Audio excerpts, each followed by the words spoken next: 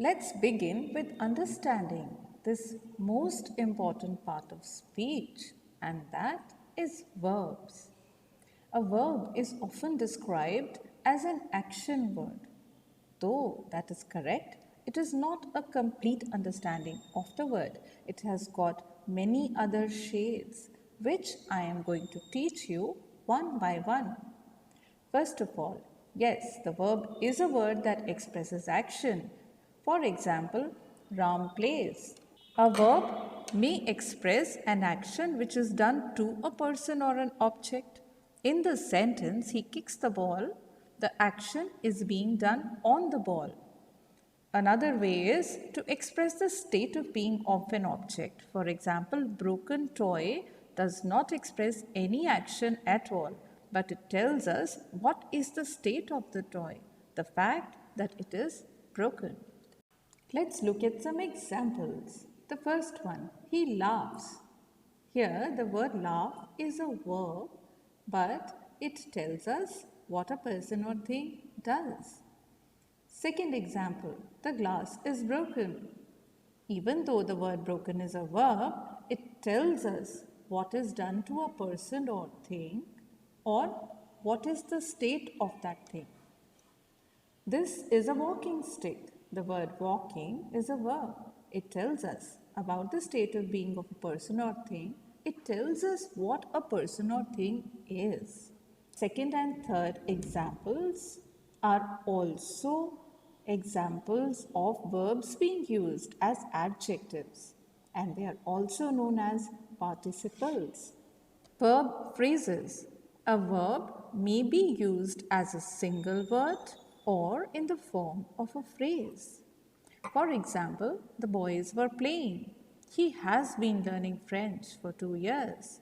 She will have done the work by 2 o'clock tomorrow. The words that have been highlighted are called verb phrases. Let us now understand the types of verbs. Verbs can mainly be divided into main verbs and helping verbs. Helping verbs are also known as auxiliary verbs. Auxiliary verbs are also of two types. The first one is called the primary auxiliary verb, and the second one the modal auxiliary verb.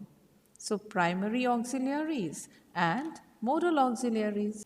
Primary auxiliaries may be used by themselves, or they can be used along with a main verb to form a verb phrase. There are three primary auxiliary verbs, that is the be form, have form and do form.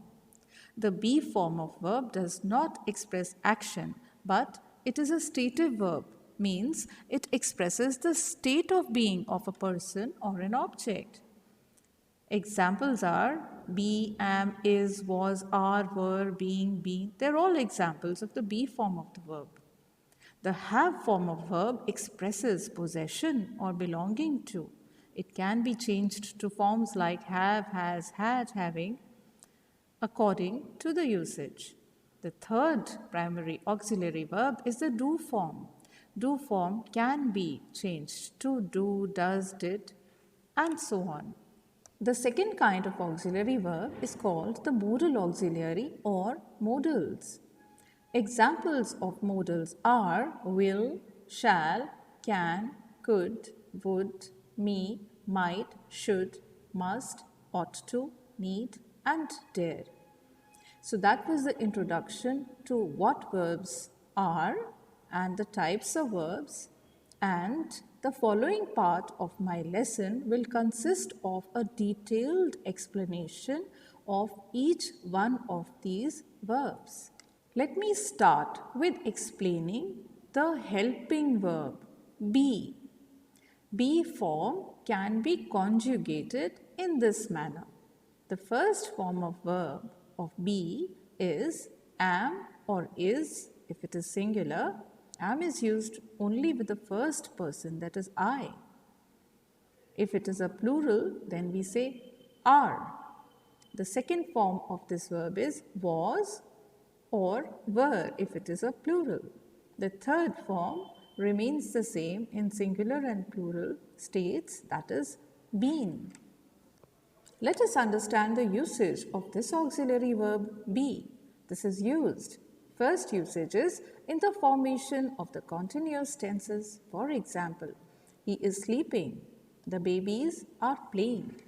Second one is to form passive voice. For example, a letter is written. I have made use of the be form of the verb, that is here, plus the past participle, that is written. The book was stolen. Was is the past form of the verb be, and stolen is the past participle. So these are the phrases which can be used to form passive voice.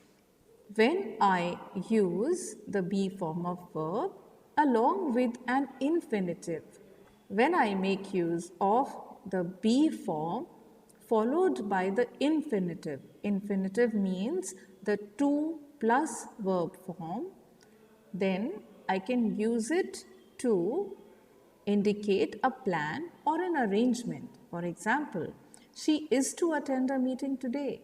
So in the above example, the words to attend, which follow the be form of verb, that is, indicate a plan.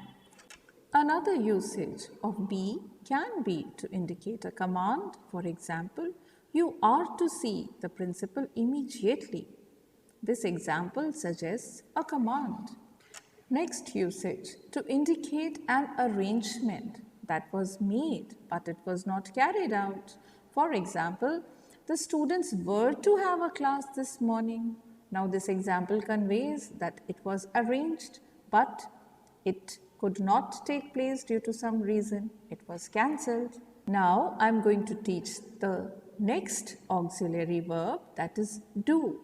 This is the way in which we conjugate the verb form do. First form, does if it is singular and do if it is plural. Second form, did if it is singular and did if it is plural also. Third form is done and it is the same in both singular and plural usages. This information will help you in making correct sentences according to the subject and verb agreement. Let us understand when the auxiliary verb do is used. First one, to form the negative and interrogative of the verbs which are in the simple present tense or in the simple past tense. If I say, she doesn't play chess, I am just saying that this is a negative sentence. She didn't play, negative, simple past tense. Does he play? I am making an interrogative sentence, simple present.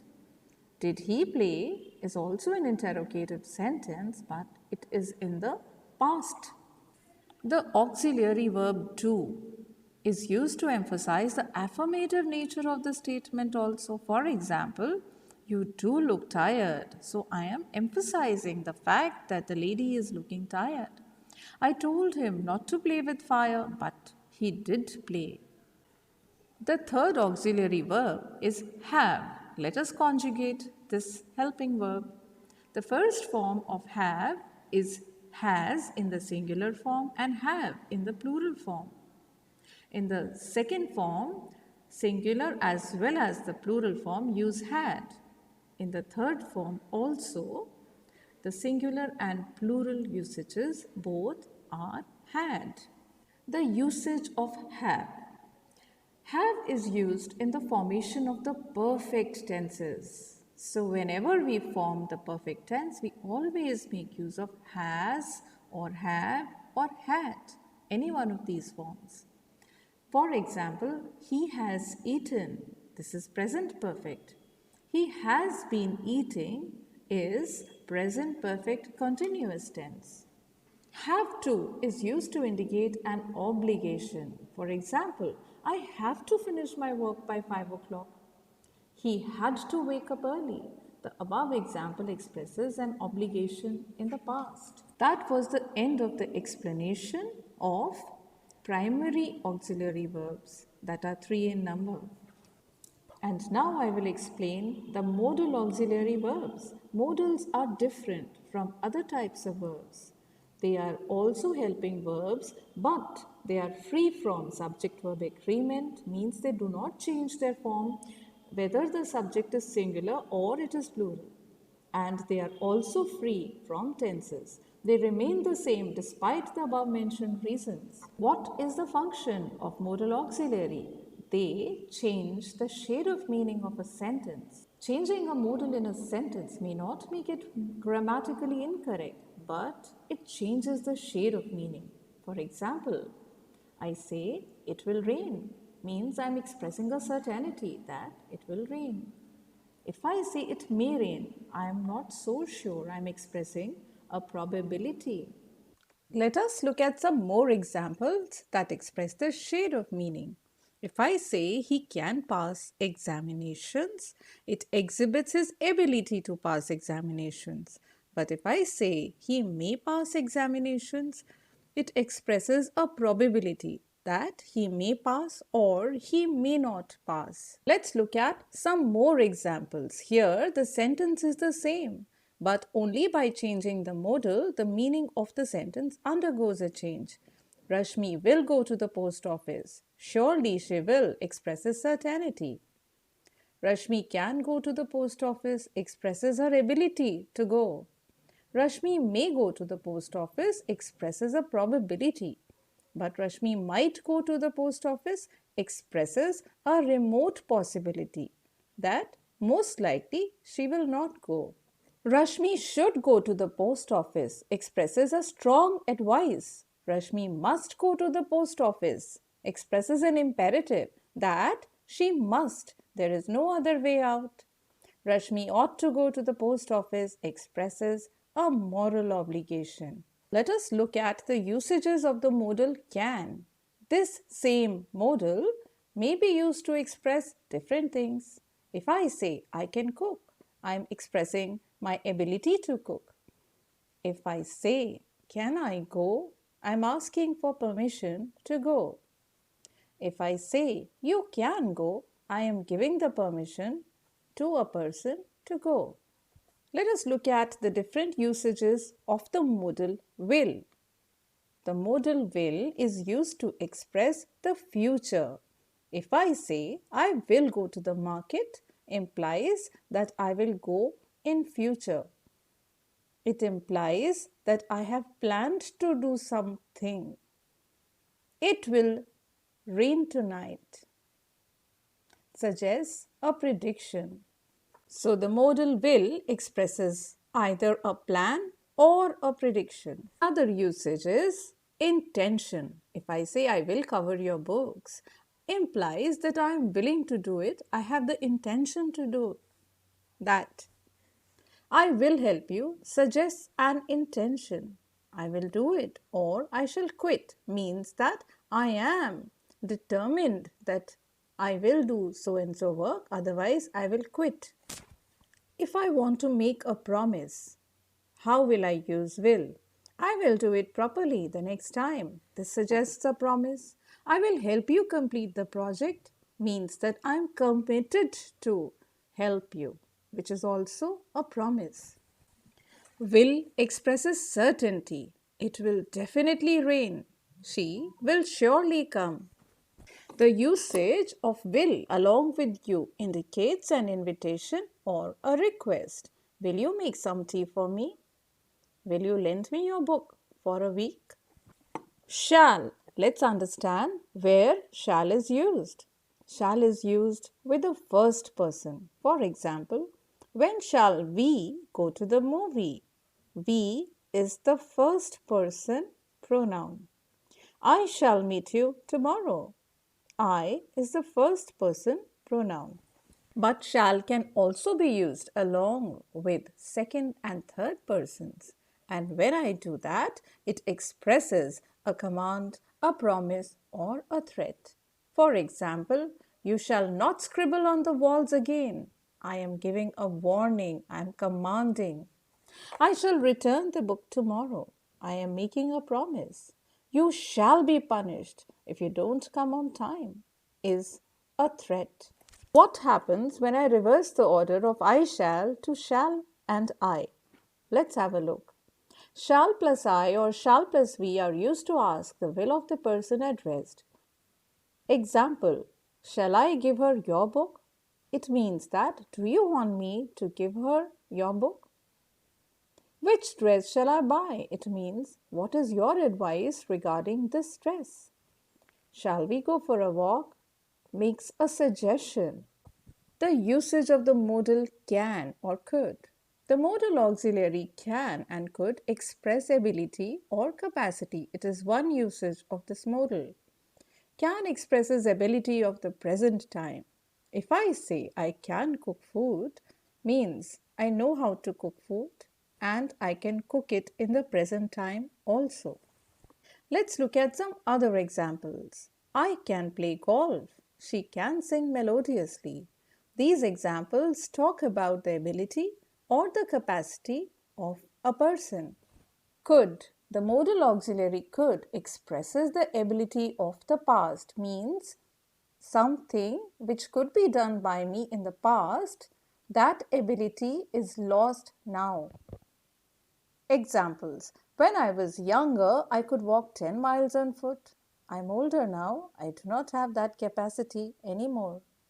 I could pass through this hole when I was a child. Now I'm grown up and I can't do it now.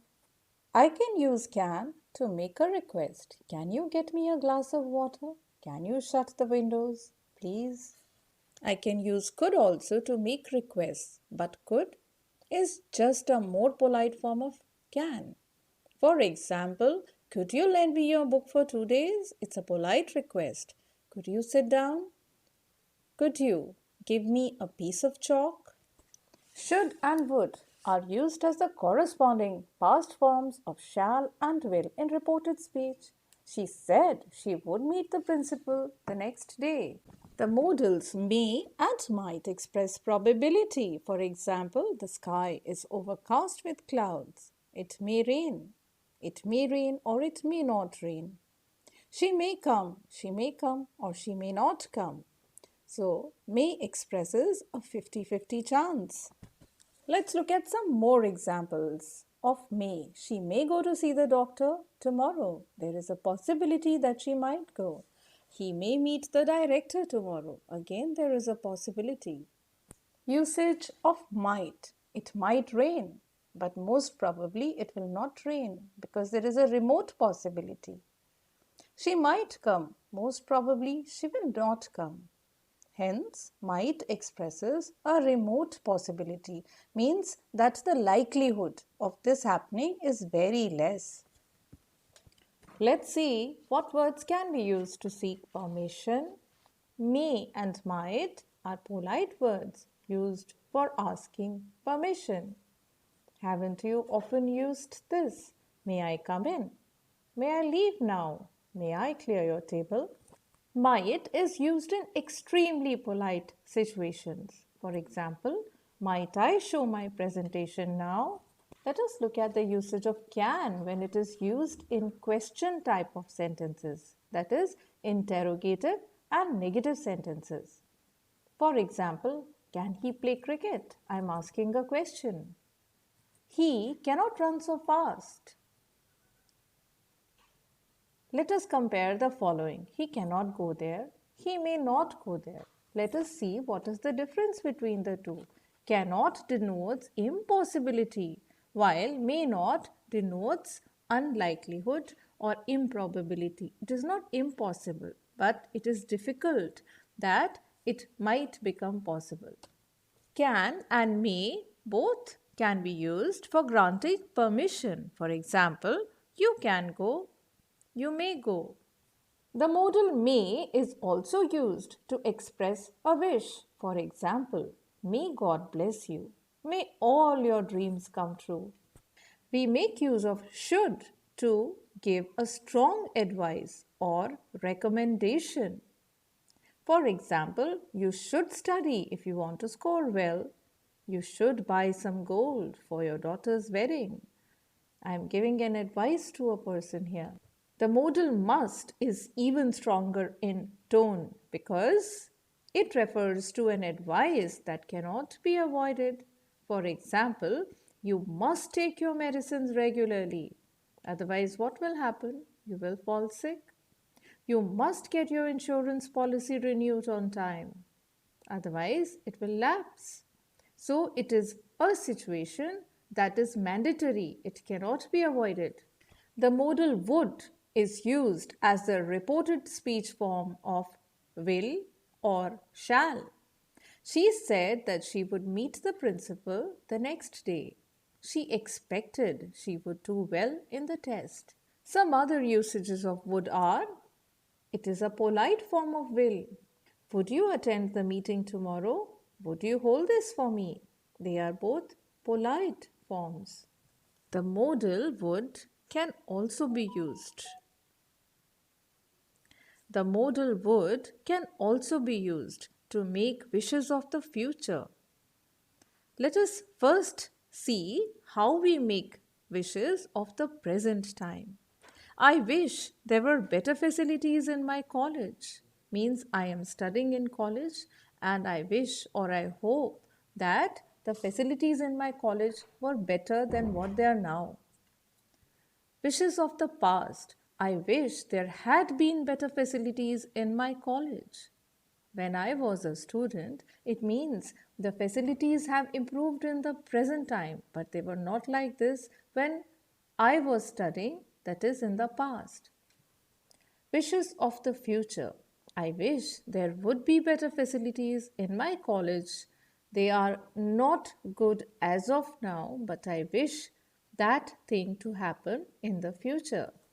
The modal ought to expresses a moral obligation, means you are not legally bound by it, but you are bound by your morality or values. We ought to obey our elders. She ought to look after her sick mother. We ought to do our duty. You ought to work hard to get a first class. Ought to can also be used to express probability. For example, the instructions given by the faculty member ought to be useful, expresses probability. Used to, the auxiliary used to, is used to talk about habitual actions of the past. For example, I used to play golf every week when I was a boy. It is a past habit. I do not have this habit now. Need expresses necessity or an obligation. When need goes with do, it does not have the S or ed forms. For example, I don't need to use those medicines. Do you need to go there? Let us see the usage of need along with the to form of verb, that is the infinitive. With the to form, that is infinitive, it takes the forms needs or needed. One needs to be cautious while driving. Dare. Dare is an auxiliary verb which means brave enough. It is generally used in negative and interrogative sentences. For example, how dare you take my book? As an ordinary verb, dare means challenge. For example, I dare you to jump over this wall. When dare or do plus infinitive with or without to after it is used, then this is the usage. She doesn't dare to contradict me. That's all for today. Meet you in the next class where I will teach you the main verbs,